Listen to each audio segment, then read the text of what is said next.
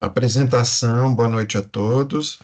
Ela vai estar sendo colocada aqui para gravação e depois, posteriormente, a PUC vai colocar no canal do YouTube.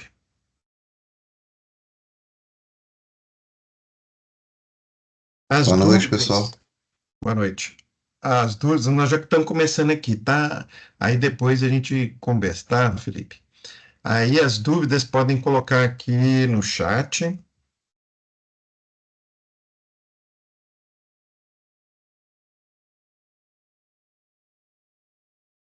Vou deixar também um link para uma pesquisa de feedback dessa apresentação.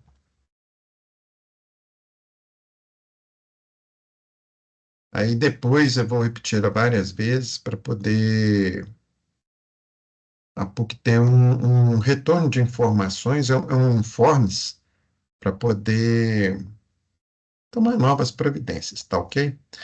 Bom, conforme eu divulguei na rede social, nós vamos começar a apresentação com uma palestra técnica. Então, eu vou fazer uma abertura e aí eu passo a palavra para o professor Kaique. Ele deve fazer uma apresentação técnica sobre a disciplina que ele ministra a aula, para um aluno que tiver interessado ter uma ideia, né? E aí depois eu vou explicar o funcionamento do curso, cada uma das disciplinas de uma forma breve, mas mais apresentando cada um dos professores, tá bom?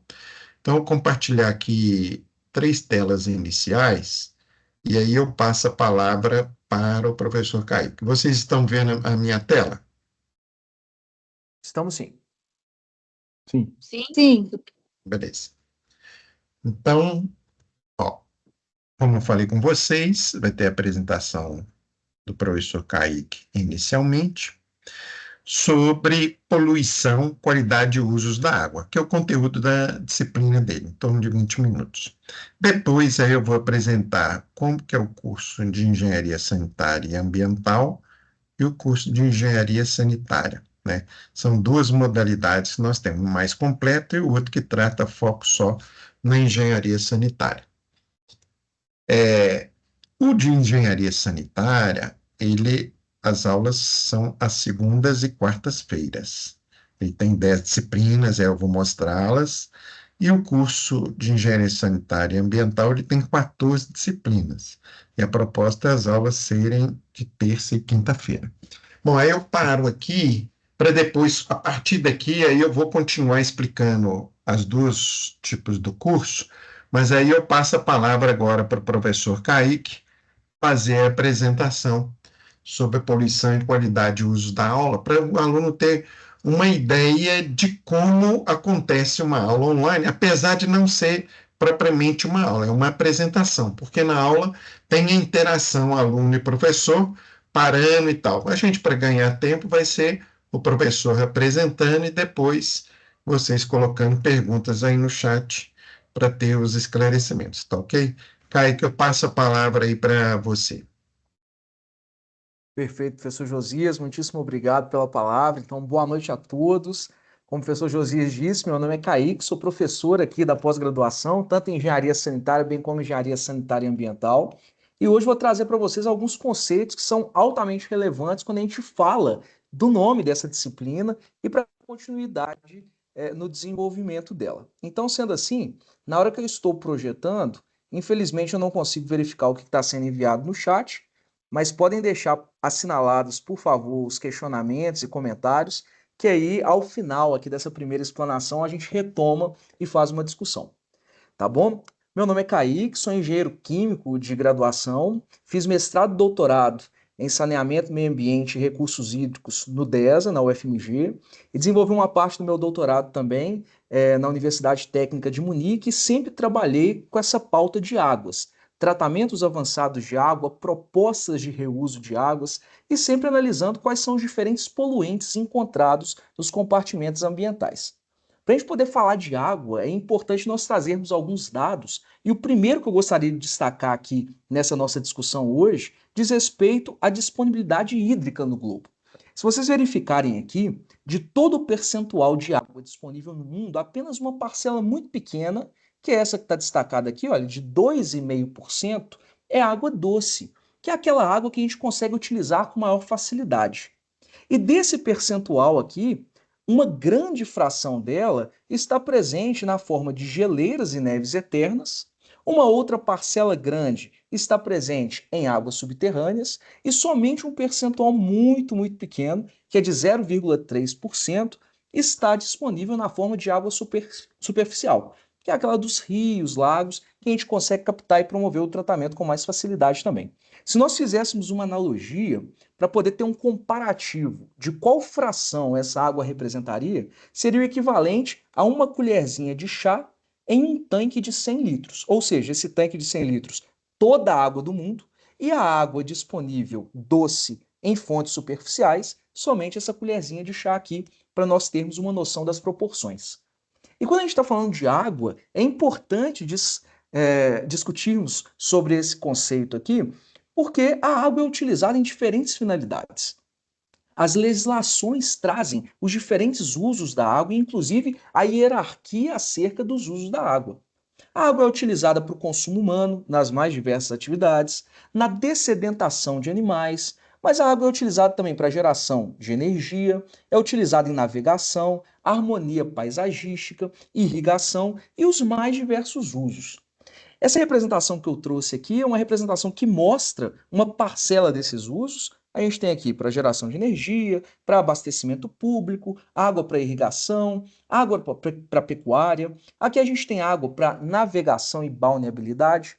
E cada um desses usos da água irão demandar determinados parâmetros que preconizam a qualidade dessa água. Quando eu falo de parâmetros, são parâmetros físico-químicos, biológicos também, que comumente são monitorados, e a gente pode destacar algum deles como sendo DBO, DQO, condutividade, sólidos em suspensão, coliformes, enfim. E o valor desses parâmetros vai nos dizer se aquela água ela é boa para determinado uso, para determinada finalidade ou não. Quando a gente observa aqui a retirada de água no Brasil, esse é um dado de 2019, a gente vê que o maior percentual da água utilizada aqui no nosso país é destinada à irrigação, na sequência a água utilizada no consumo humano, seguido pela indústria, uso animal, termoelétrica e assim por diante. E há uma água também que está embutida em certos produtos que nós consumimos, como é o caso dos alimentos, ou se não, eletrodomésticos, enfim, onde no processo de produção, essa água é demandada para poder constituir e finalizar aquele produto de interesse. Quando a gente observa esses gráficos aqui, olha, para cada 1 quilograma, por exemplo, de carne bovina que nós consumimos, foram demandados 15 mil litros de água. Quando a gente observa que a soja, para cada quilograma de soja, é demandado 1.900 litros de água. Isso nós chamamos de água oculta nos itens que a gente consome. E quando a gente pensa no consumo de água direto também, para finalidades domésticas, a gente consegue observar que cada um dos setores nas residências tem uma determinada demanda, e aqui o grande vilão, efetivamente, do consumo é o chuveiro, que corresponde a quase metade do consumo de água nas nossas residências. Quando a gente fala do consumo de água também, esse consumo ele está muito correlacionado à tipologia industrial. Quando eu falo de tipologia industrial, qual que é o segmento industrial onde essa água vai ser utilizada? É um segmento de mineração? É um segmento da indústria alimentícia? É uma indústria de curtume? Enfim, para cada um desses segmentos, para a unidade de produção do produto que é efetuado lá, há uma demanda específica de água. E esse quadro traz para a gente aqui algumas estimativas desse consumo. Por exemplo, para processamento de 1 tonelada de papel, são demandados 250 metros cúbicos de água. Para cada tonelada na indústria de laticínio, 2 metros cúbicos de água.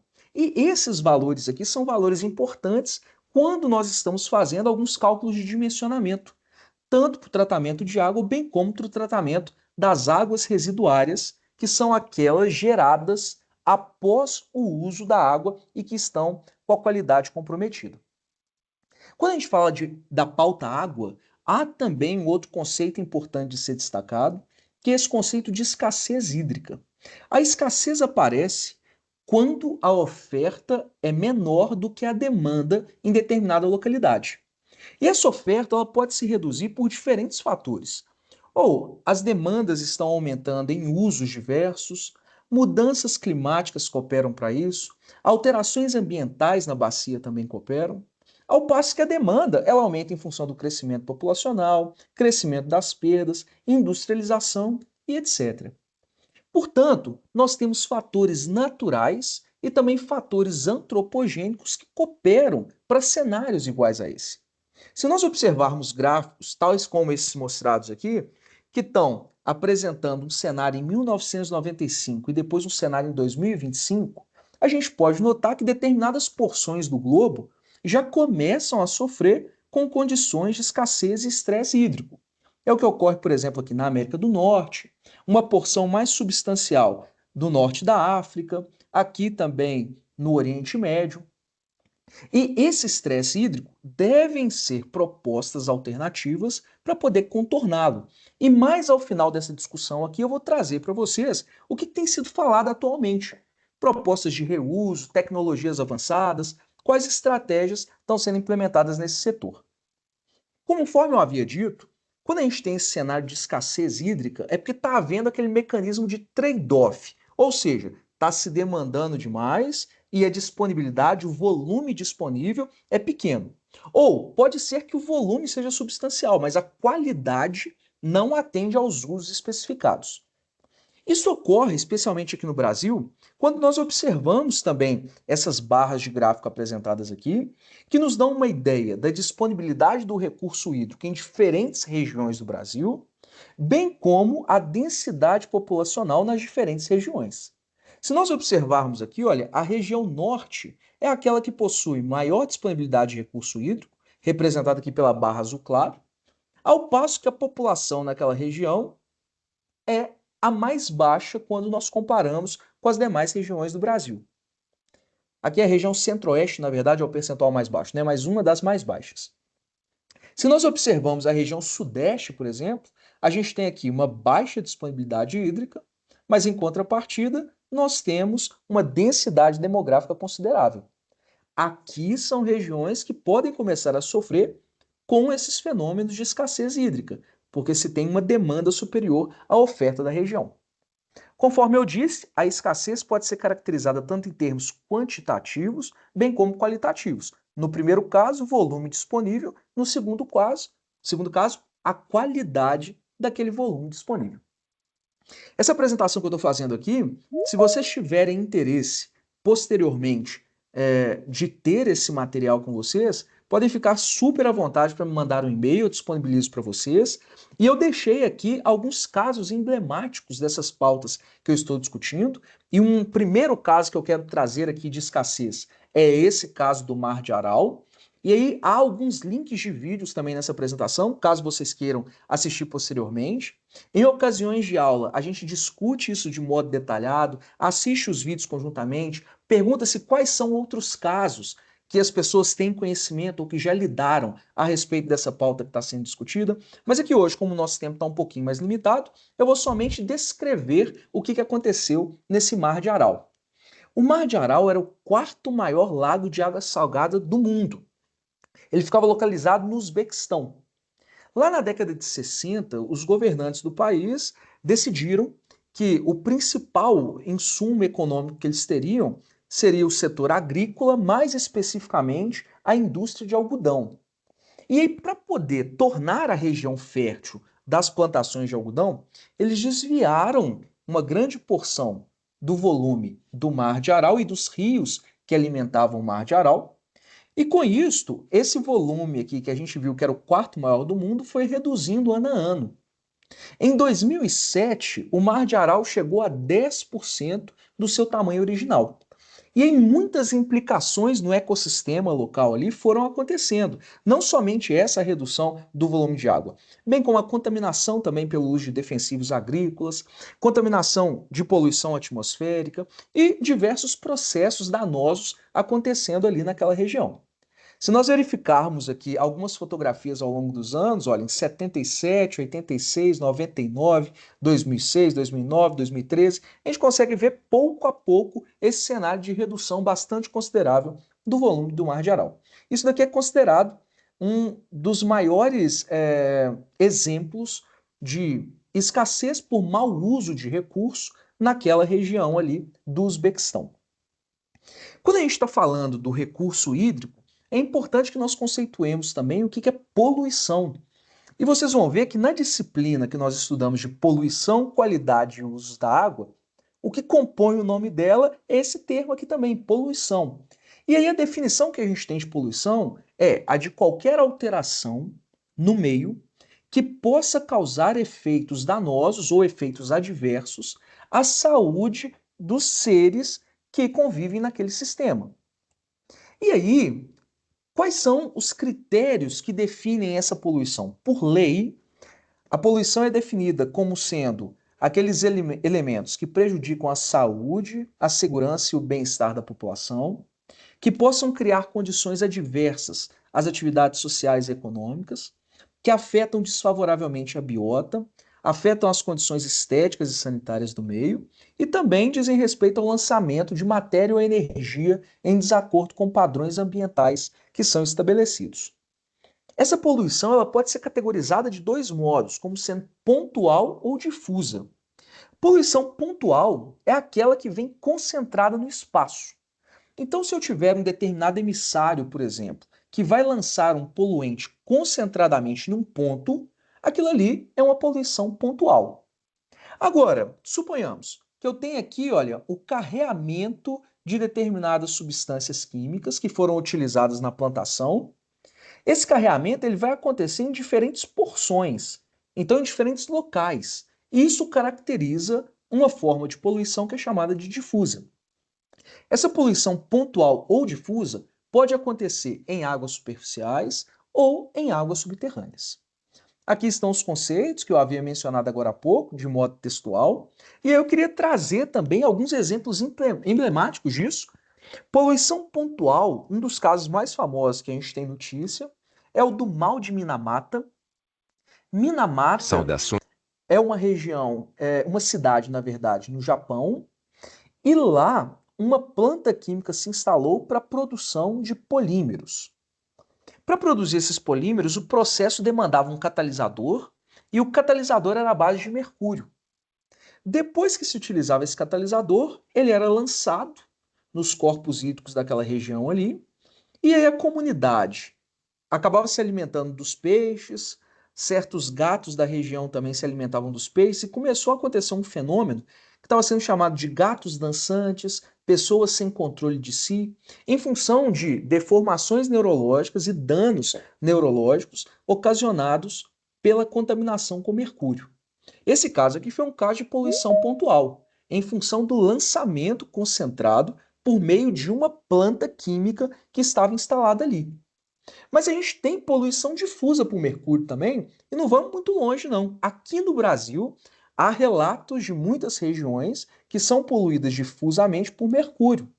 É o caso de regiões onde tem o garimpo ilegal, onde mercúrio é utilizado nesse processo para a formação de amálgamas e, por consequência, uma parcela do mercúrio acaba contaminando as regiões onde os garimpos estão instalados. Infelizmente, aqui no Brasil, a gente tem diferentes exemplos também de poluição nos nossos corpos hídricos.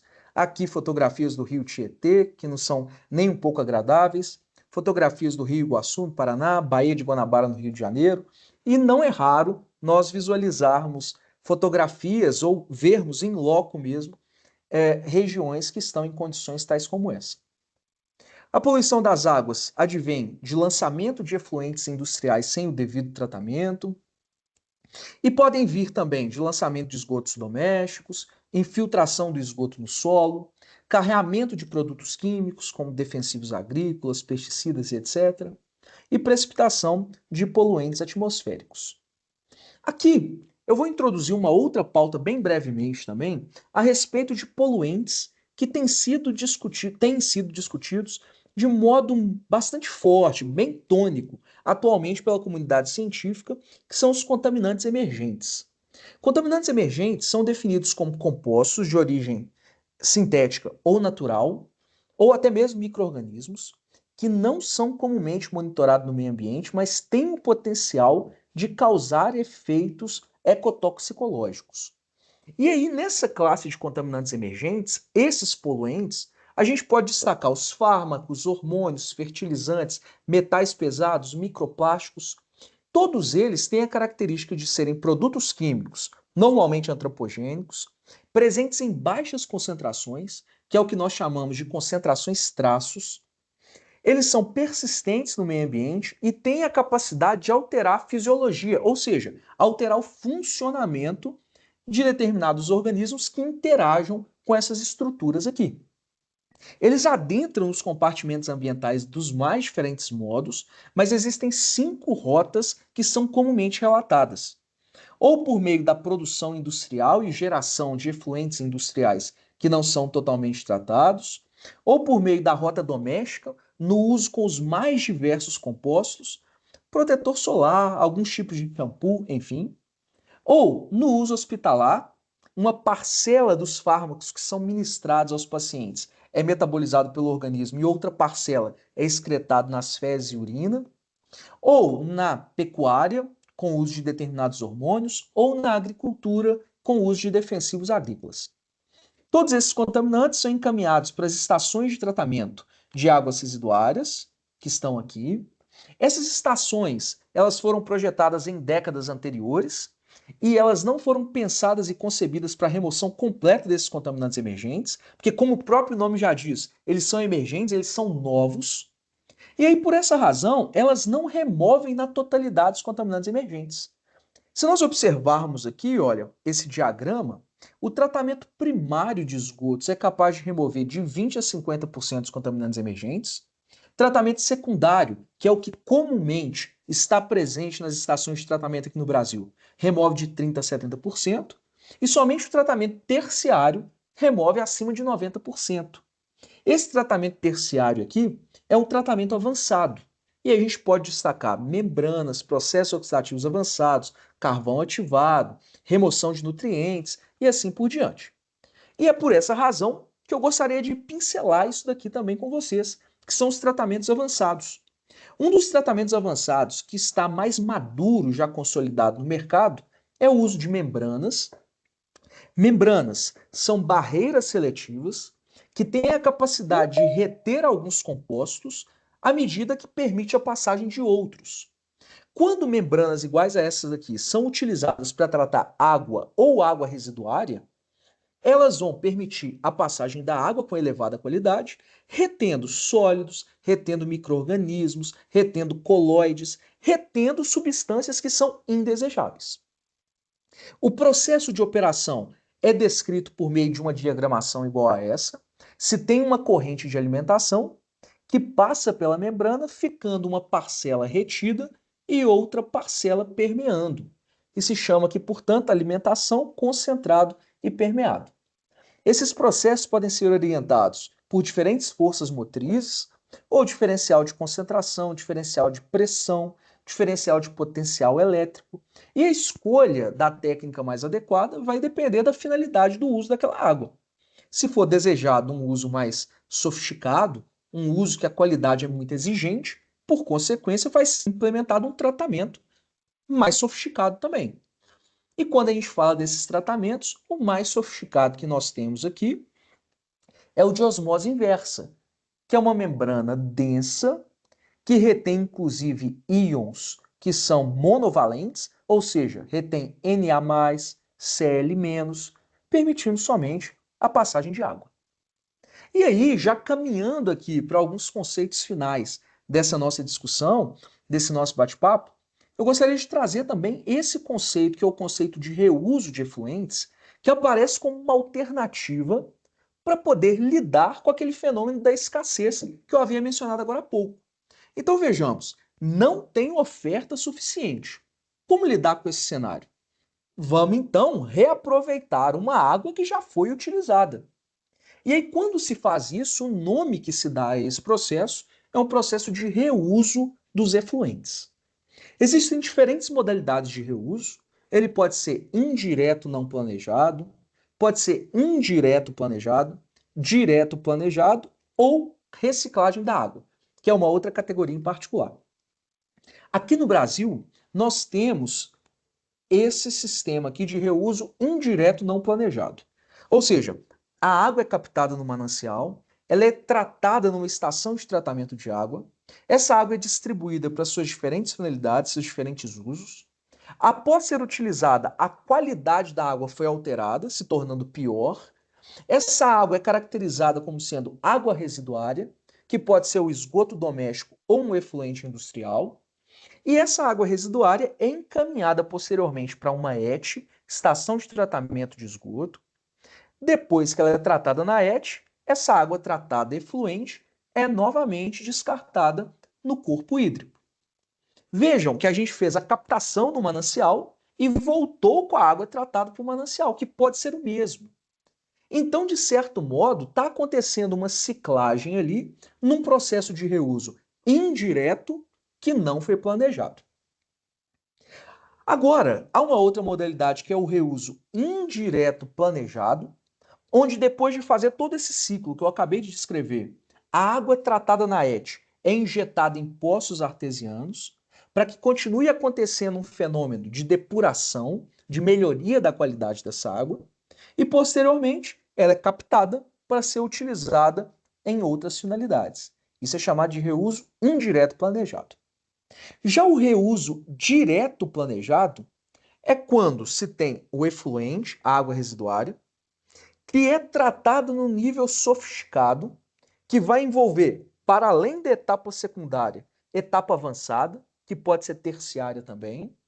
Uma vez existindo esse tratamento avançado, a água depois do tratamento adquirirá uma qualidade elevada tal que possa fazê-la ser utilizada novamente em algum processo produtivo ou em alguma finalidade.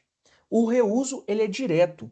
Isso é muito comum em algumas indústrias, especialmente, e já vem sendo discutido esse reuso direto planejado aqui em alguns países também, com finalidades potáveis. Inclusive, tem um caso emblemático, depois tiverem a oportunidade, pesquisem aí no Google, que se chama Newater, que é uma água de Singapura, uma indústria lá em Singapura que produz esse tratamento avançado e que produz água potável a partir de esgoto. Bem interessante esse case. E a reciclagem de água é quando a água é utilizada, a qualidade dela foi alterada quando comparada com a qualidade inicial, só que ela pode ser usada em alguma outra coisa sem precisar passar por um tratamento. Então, mesmo com a qualidade pior, ela pode ser utilizada num fim menos nobre. E a isso nós damos o nome de reciclagem de água. Para que a gente possa finalizar essa nossa discussão aqui, trazendo uma luz para as nossas perspectivas e possibilidades do reuso, eu gostaria de destacar para vocês um projeto muito legal que a gente tem no Brasil, que nos orgulha demais, que é chamado de Projeto Aquapolo, que é o maior projeto de água de reuso do Brasil. Esse reuso aqui é para fins industriais, e tendo essa planta do Projeto Aquapolo, há uma economia de água potável equivalente àquela água que seria demandada por uma cidade de 500 mil habitantes. E esse empreendimento é um dos maiores do gênero no mundo. De um modo geral, qual que é a tecnologia que está envolvida lá? O esgoto da região do ABC Paulista é tratado na estação de tratamento de esgoto, na ET. Depois de ser tratado, ele é encaminhado lá para a planta do Aquapolo e, chegando lá, passa por uma série de filtros de disco para retenção de sólidos em suspensão que porventura ainda se mantém depois do tratamento que passou pela ET. Depois desses filtros é encaminhado para um bioreator com membranas, que tem a finalidade de remoção de nutrientes e remoção de matéria orgânica residual. Associado a esse bioreator há membranas submersas. Essas membranas submersas vão reter os sólidos que estão presentes aqui no reator, incluindo os micro-organismos que estão fazendo esse processo de decomposição da matéria orgânica.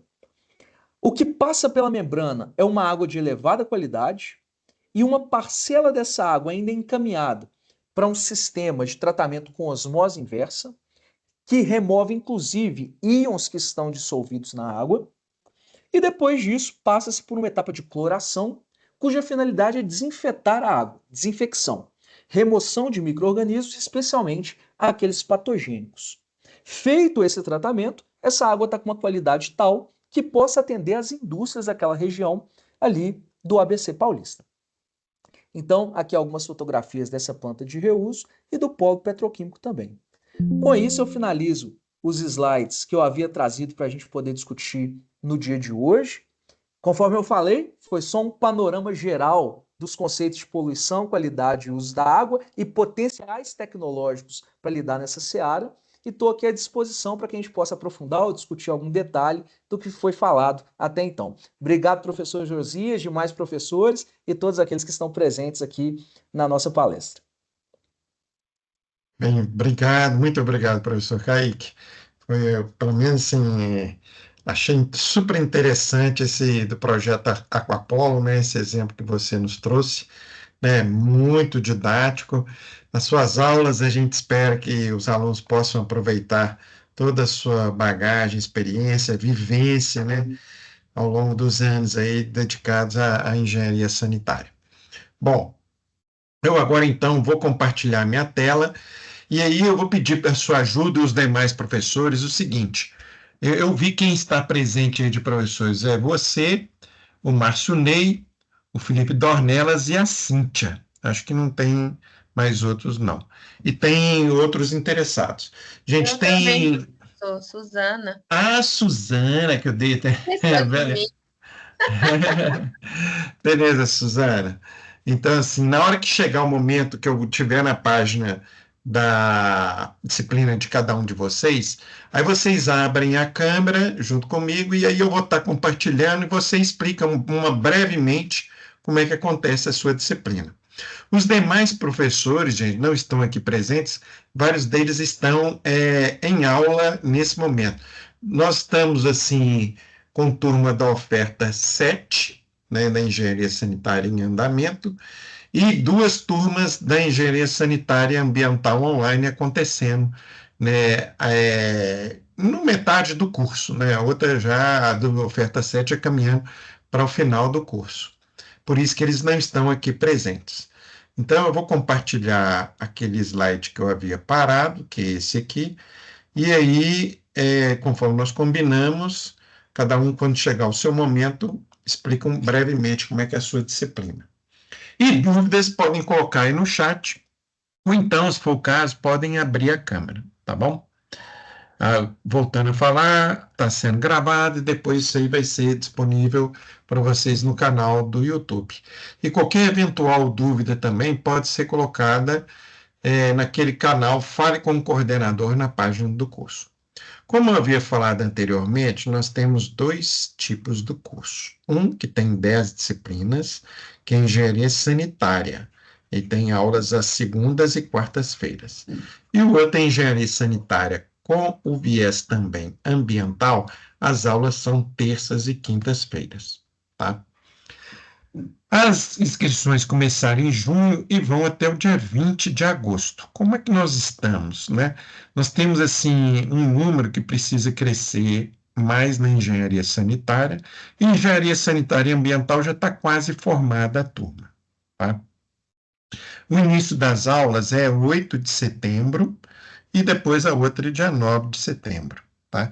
O prazo previsto para cada uma delas aqui, na engenharia sanitária e ambiental, que são mais disciplinas, é 10 de agosto de 2027. E a engenharia sanitária é 10 de maio de 2027, beleza? As aulas acontecem de forma ao vivo aqui pela plataforma Teams, que vocês estão assistindo aqui. O material didático, os professores colocam na plataforma Canvas. Aí essa plataforma Canvas, ele é organizado por pastas e todo o arquivo que o professor usa durante as aulas é colocado nesse ambiente. As comunicações dos professores com os alunos, fora o horário da aula, também é feito pela plataforma Canvas. O apoio acadêmico, ou eu passa os avisos, responde a perguntas dos alunos dessa forma. Atividades avaliativas também são colocadas para os alunos refazerem por essa plataforma Canvas, tá? E as aulas acontecem às segundas-feiras, de 19 às 21h40, tá? Aqui tem no meio um breve intervalo. E às terças e quintas-feiras, de 19 também a 21h40. A aula é gravada e fica em torno de 30 dias. É diferente de um curso EAD. No curso EAD, o aluno não interage com o professor. Nesse aqui, não. O professor está ao vivo com o aluno. No estudo à distância, a aula é gravada no estúdio e o aluno não vai interagir com o professor. Então, nossa aula é uma aula síncrona e o EAD é uma aula assíncrona, tá? Aí, então, entrando nos dois cursos, em sanitária e ambiental, o que que é a proposta do curso, né?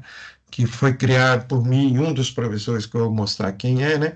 Para atender uma carência de mercado, principalmente agora, com o advento do novo marco regulatório, que é para universalizar o saneamento básico para toda a população. Tá? Então, principalmente, aqui a gente tem na parte de saneamento e meio ambiente, nas áreas de gerenciamento de resíduos sólidos urbanos, nos sistemas urbanos de abastecimento, no sistema de esgotamento sanitário e na drenagem urbana. Tudo isso são os pilares que eu vou mostrar aqui da engenharia sanitária.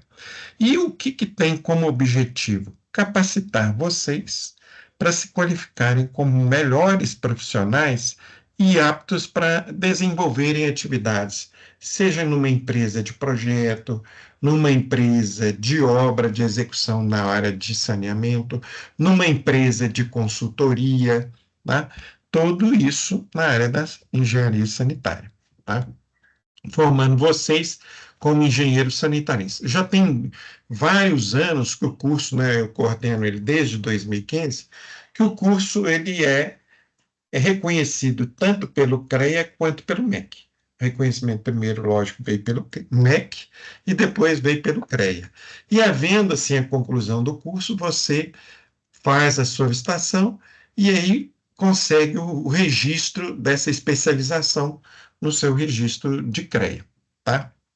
As áreas de concentração do curso são esses 5 pilares que eu havia lido lá de uma forma cursiva. É a questão do abastecimento de água, que o Kaique até deixou claro isso, o esgotamento sanitário, tá, das águas servidas, a drenagem urbana, o gerenciamento de resíduos sólidos urbanos e a gestão de serviços de saneamento como um todo, tá? A engenharia sanitária, eu vou apresentar ela primeiramente, depois eu apresento o sanitário e ambiental, que é uma forma assim, que são as 4 disciplinas além dessa. O engenharia sanitária são 10 disciplinas, mais essa disciplina de humanidades, que é uma disciplina institucional, por ser uma pontifícia universidade católica, depois vocês vão ver no conteúdo dessa disciplina, mais humanista e ética. Ela acontece com 12 horas aula. Acontece, vocês entrando agora em setembro, não de cara. Ela vai acontecer no primeiro semestre de 2026 e ela vem programada pela diretoria da instituição. As demais disciplinas, todas elas têm 36 horas aula. Ou seja, são 12 encontros de 3 horas aula cada um, tá? Então, isso aí fica em torno de 2 meses e meio, o mesmo professor, só que um tem aula na segunda e o outro aula na quarta-feira. Isso aí vai 2 meses e meio, e depois aí vai entrando cada hora 2 disciplinas. Além dessas 12 dias e 3 horas, cada dia, dando 36, o professor tem disponível 7 horas aproximadamente para dar trabalhos orientados, atividade extra-classe, a própria avaliação. Tudo isso aqui somado dá 444 horas aula, é a carga horária que será colocada no seu certificado. Um curso para ter reconhecimento no CREA e no MEC, no mínimo ele deve ter 360 horas aula. O nosso tem bem mais do que 360 horas aula. Ele tem 444 horas aula. Então, algumas disciplinas aí. A primeira foi justamente com o Kaique, e olha, veja a formação. Vocês vão notar que praticamente todos os professores, inclusive eu, viemos do Departamento de Engenharia Sanitária e Ambiental da UFMG, no Programa de Saneamento, Meio Ambiente e Recursos Hídricos. Kaique, você acrescenta mais alguma coisa aqui que você falou durante a sua apresentação a respeito dessa sua disciplina? Professor, acho que é importante mencionar também, não deu tempo de na apresentação trazer todos os elementos da ementa, mas a nossa disciplina de poluição, qualidade e uso da água, a gente discute também a respeito da legislação das águas, então trazendo os conceitos de enquadramento dos corpos hídricos por classes. Nós discutimos também outras técnicas avançadas que eu acabei não mencionando aqui, mas o que é um POA, o que é um processo oxidativo avançado, com ozônio, ou processo fotofêton, tudo isso nós falamos. E trazemos também um panorama geral do saneamento no Brasil e alguns conceitos básicos de dimensionamento para dar as bases efetivas para as disciplinas subsequentes do curso. Beleza. Obrigado.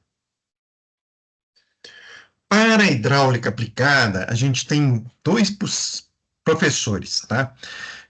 Porque tem mais de uma turma em andamento, então, ou é o professor Rodrigo Ratten, né? Também fez a formação dele na Saneamento e Meio Ambiente e Recursos da UFMG, e o professor Eduardo Almeida, tá? Trabalhou muitos anos na Copasa, ele é mestre em Engenharia Ambiental pela Federal de Santa Catarina, né?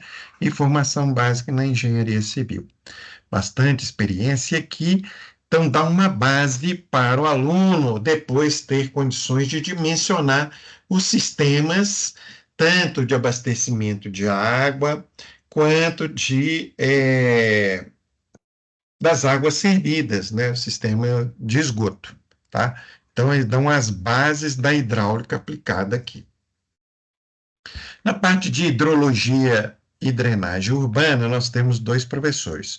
O Pedro Weller, né, é doutor e mestre também pela Federal aqui de Minas Gerais, e o Felipe Dornelas, que trabalha numa empresa de consultoria. Você me corrige aí, Felipe, você pode abrir e se apresentar um pouco como acontece a sua disciplina de hidrologia e drenagem urbana. Se puder, abre a câmera, por favor.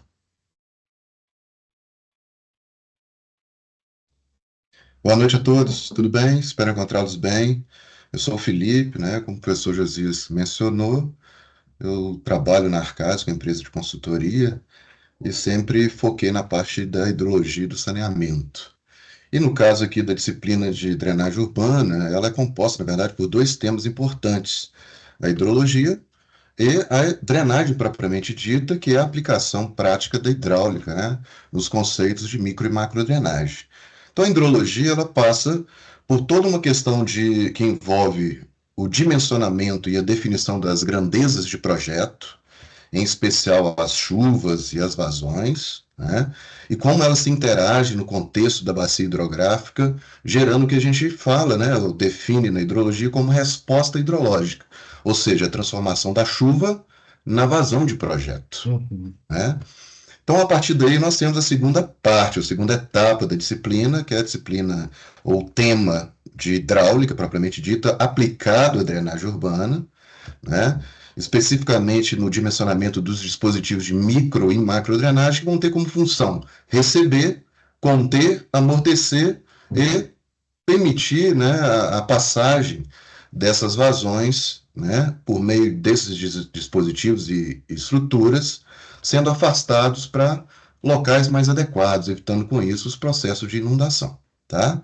Então, esses são os itens básicos da nossa disciplina. A gente vai se aprofundar em um ou outro, né, dependendo do contexto e do desenvolvimento do nosso tema, mas eu acho que é interessante, né, para coroar aí mais um dos grandes pilares do saneamento básico, ok? Até breve, muito obrigado. Tá bom. Felipe, me recorda aí, tem quanto tempo você já está no curso? Deve ter uns 5 anos ou mais, não?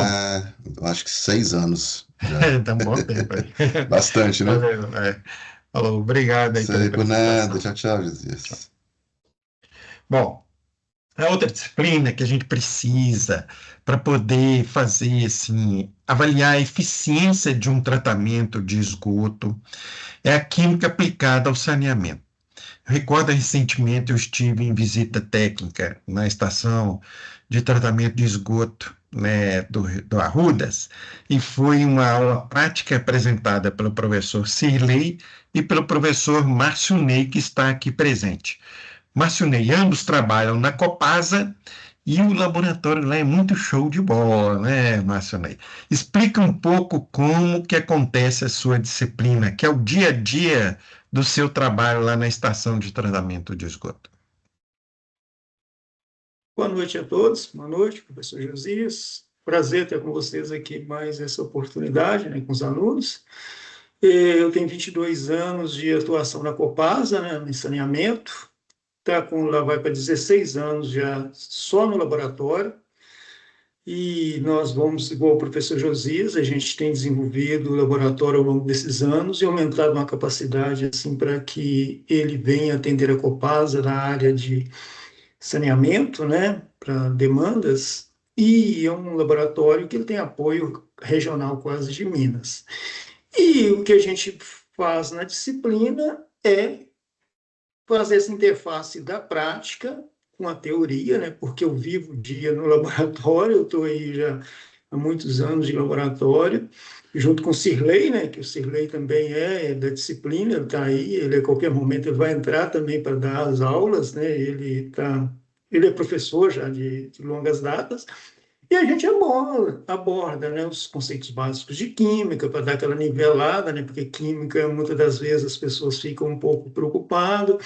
Nessa nivelada, a gente vem, passa o roteiro todo, como faz uma coleta de amostra, como vai a campo, como retira uma amostra, todos os cuidados, tudo que envolve uma amostragem, todo o percurso dentro do laboratório, desde a chegada de amostras, os controles de qualidade que a ISO 17025 requer, nós somos acreditados na ISO desde 2017, né? Nós já emitimos laudos acreditados, e até a emissão do laudo, né? E os principais parâmetros que a legislação precisa, os principais parâmetros que precisa para operar uma estação de tratamento de esgoto, ou uma estação de tratamento de água, e passamos também alguns parâmetros necessários ou operacionais para o dia a dia dos operadores, né, que estão envolvidos nas estações, que é o que fazemos. Então, a gente procura fazer essa interface da teoria com a prática e colocamos muita disposição dos alunos, principalmente aqueles que estão relacionados diretamente, os que também não estão, para eles fazer perguntas, né, qual que é os parâmetros mais ideal que se faça, e é isso aí que a disciplina acontece. Ok. Muito obrigado, Márcio. Me recordo assim, a aula foi muito proveitosa, aquela aula prática, e aí eu vi como que o laboratório avançou tecnicamente, né, em tecnologias avançadas, e essa questão de todo o equipamento ser calibrado, a credibilidade dos ensaios, e coisa que você passa durante as aulas, tá bom? Isso, e Muito também, obrigado. igual, na oportunidade, você viu que a gente vai dobrar quase a capacidade com a expansão que nós estamos fazendo, né? Exatamente. Obrigado. Produtividade, né, também. Porque esse laboratório, me corrija aí, acho que são 23 estações que vocês fazem análise lá, não é? Não, professor, a gente hoje já estamos com 67 estações, né? Que nós Nossa! atendemos toda a metropolitana de Belo Horizonte, o polo É, de Curvelo, que são 67 ETs, estão chegando a 80 mil análises ano, né? Nos monitoramentos de estação de tratamento, corpo receptores, postos de monitoramento das estações de tratamento e algumas coletas de efluentes não domésticos também, que acaba a gente é. tendo essa demanda. Eu achei legal também naquela aula que a gente pegou o efluente antes e depois do tratamento e chegou naquele índice de eficiência da estação, né? Mas é o que Ok. trabalhamos, né? É o que trabalhamos no dia a É, dia, muito porque as legal. nossas legislações, várias delas são muito baseadas em cargas de lançamentos ou eficiência de tratamento, né? Naquele dia a gente fez DBO e DQO, não foi? Foi DBO, DQO, fizemos também E-coli, né? Ah, Ecole. Passamos E-coli, né? E depois também passamos uma lâmina, não estava muito boa, acerca da microbiota de um lodo ativado. Exatamente. Bom, a outra disciplina, obrigado então aí, Márcio, é biologia aplicada ao saneamento e meio ambiente. A professora Fabiana, ela dá várias disciplinas, no mínimo aqui eu estou lembrando de 3. Ela trabalha atualmente na Fundação Ezequiel Dias, né? Ela trabalha na área ambiental lá. Nessa aqui, ela dá a disciplina Biologia aplicada ao saneamento. Por quê? Os vários tratamentos, tanto do esgoto, principalmente, e também da água, usam de micro-organismos vivos. Então, ela dá toda essa base da biologia e microbiologia que vocês vão precisar na hora que tiver estudando tratamento de esgoto e tratamento de água. Beleza? No sistema de abastecimento de água, nós temos 2 professores, o Felipe Bicalho e o Pedro Weller. De novo, assim, depende da demanda. Eu me lembrei que no segundo semestre de 2023 a gente conseguiu formar, foi 2 turmas, né, de engenharia sanitária. Então, precisamos ter um corpo docente mais robusto. O Pedro Weller trabalha há muitos anos na Secretaria de Limpeza Urbana, também oriundo aqui da Universidade Federal de Minas Gerais, e o Felipe Bicalho, muitos anos na Copasa. Ele é gestor, é um gerente da Copasa e está assumindo também uma diretoria da ABS, que é a Associação Brasileira de Engenharia Sanitária.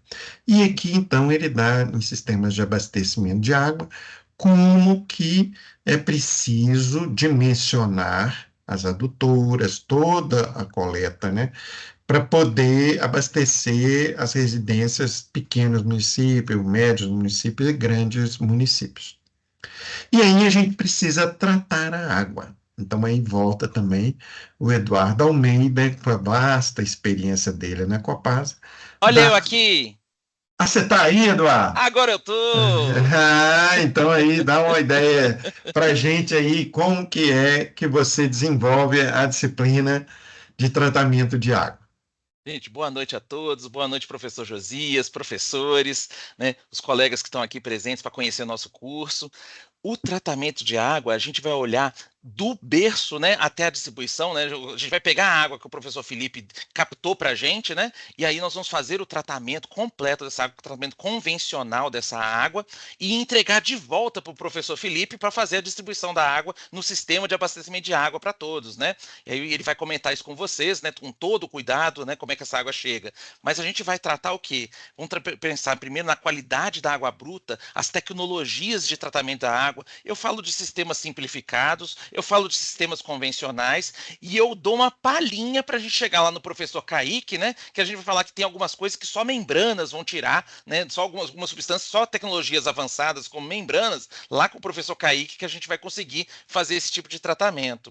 E aí, as etapas básicas, vocês vão conhecer profundamente as etapas de tratamento da coagulação, da floculação, decantação, filtração, desinfecção, fluoretação, correção do pH, para a gente promover a água atendendo o padrão de potabilidade, né? De fazer essa distribuição dessa água atendendo o padrão de potabilidade e garantindo a sanidade dessa água na distribuição para as pessoas, né?